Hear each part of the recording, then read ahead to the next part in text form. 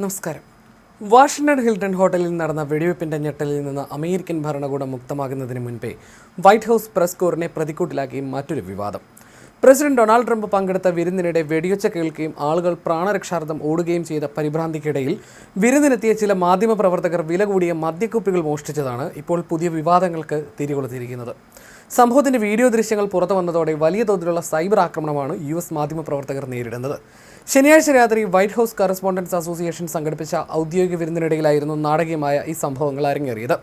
അക്രമി Cole Thomas Allen വെടിയുതിർത്തതോടെ secret service ഉദ്യോഗസ്ഥർ പ്രസിഡന്റിനെയും പ്രഥമ വനിതയും സുരക്ഷിത സ്ഥാനത്തേക്ക് മാറ്റാൻ ശ്രമിക്കുന്നതിനിടയിലായിരുന്നു ചില മാധ്യമപ്രവർത്തകരുടെ ഈ അടിച്ചുമാറ്റൽ. ടേബിളുകളിൽ വെച്ചിരുന്ന സീല് പൊട്ടിക്കാത്ത വൈൻ കുപ്പികളും മറ്റു വില കൂടിയ മദ്യങ്ങളും തങ്ങളുടെ ക്യാമറ ബാഗുകളിലും കോട്ടുകൾക്കിടയിലും തിരികെ കയറ്റുന്ന ദൃശ്യങ്ങളാണ് സോഷ്യൽ മീഡിയയിൽ പ്രചരിക്കുന്നത്. വിഷയം ഇതിനോടകം തന്നെ വൈൻഗേറ്റ് എന്ന പേരിൽ അന്താരാഷ്ട്ര തലത്തിൽ വലിയ ചർച്ചയായി കഴിഞ്ഞു. സുരക്ഷാ ഭീഷണിയുണ്ടായ അതീവ ഗുരുതരമായ സാഹചര്യത്തിൽ ഉത്തരവാദിത്തപ്പെട്ട മാധ്യമപ്രവർത്തകർ മദ്യം മോഷ്ടിക്കാൻ സമയം കണ്ടെത്തിയത് അങ്ങേയറ്റം ലജ്ജാകരമെന്നാണ് പൊതുവെയുള്ള വിമർശനം. മീഡിയ റോട്ട് എന്നാണ് സോഷ്യൽ മീഡിയയിൽ പലരും ഈ പ്രവൃത്തിയെ വിശേഷിപ്പിച്ചത്. ലോകത്തിന് മുന്നിൽ അമേരിക്കൻ പ്രസ് കോറിന്റെ വിശ്വാസ്യതയ്ക്കും അന്തസ്സിനും ഈ സംഭവം വലിയ മങ്ങലേൽപ്പിച്ചിരിക്കുകയാണ്. തോക്കുധാരിയായ കോൾ തോമസ് അലൻ വെടിയുതിർത്തതോടെ പരിഭ്രാന്തരായി ജീവൻ രക്ഷിക്കാൻ ഓടുന്നവർക്കിടയിൽ വില കൂടിയ വൈൻ കുപ്പികൾ മോഷ്ടിച്ച മാധ്യമപ്രവർത്തകരുടെ പ്രവൃത്തിയാണ് ഇപ്പോൾ വലിയ ചർച്ചയായി മാറിയിരിക്കുന്നത്. RT ഉൾപ്പെടെയുള്ള മാധ്യമങ്ങൾ പുറത്തുവിട്ട വീഡിയോകളിൽ ഒട്ടും എളുപ്പില്ലാതെ 2 കുപ്പികൾ വീതം കയ്യിലേന്തി പുറത്തേക്ക് ഓടുന്ന മാധ്യമപ്രവർത്തകരെ വ്യക്തമായി കാണാം. ജനാധിപത്യത്തിൻ്റെയും പത്രസ്വാതന്ത്ര്യത്തിൻ്റെയും കാവൽക്കാരായി സ്വയം വിശേഷിപ്പിക്കുന്നവർ ഒരു ദുരന്തമുഖത്ത് കാണിച്ച ഈ ലജ്ജാകരമായ നടപടി മീഡിയ റോട്ട് അഥവാ മാധ്യമ ജീർണതയുടെ പര്യായമായിട്ടാണ് വിലയിരുത്തപ്പെടുന്നത്. സോഷ്യൽ മീഡിയ പ്ലാറ്റ്ഫോമായ എക്സിൽ നിമിഷ നേരം കൊണ്ട് ഈ ദൃശ്യങ്ങൾ പെട്ടെന്ന് തന്നെ വൈറലായി.